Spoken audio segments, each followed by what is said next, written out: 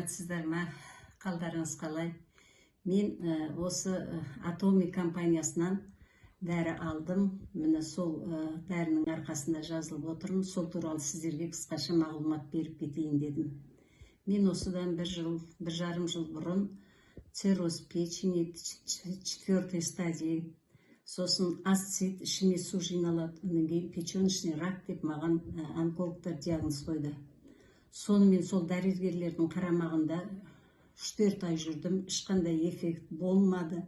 Ішіме қайта су жиналады, оны аппаратпен алады, дәрімен алады. Сөйтіп мен 8-9 рет сол больницаның қарамағында жүрдім. Содан 3-4 ай өткеннен кейін мен осы компанияның Мархабат деген ханым арқылы осы компанияның дәрісін пайдаландым. Ол кісі бірінші маған жаңағы нони согын айтты. Ол қазір менде жоқ, бірақ мен іштім сол. Нони согты ол тура ракқа қарама қарсы метастазы бермейді екен, барлығын тоқтатады екен. Соның мен 8 упаковкасын іштім. Содан кейін барып, мінекей, химихим дәрілерін алып іштім. Міне, бұл дәрілер маған өте қатты көмектесті. Осы дәрінің арқасында Аллаға мыңда бір шүкір, Мархабат ханымға да рахмет.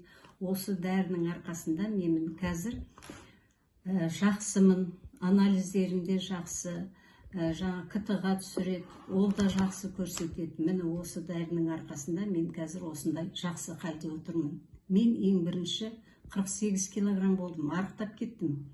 Содан вес қосып, қазір Аллаға шүкір, бала-шағамның ортасында отырмын.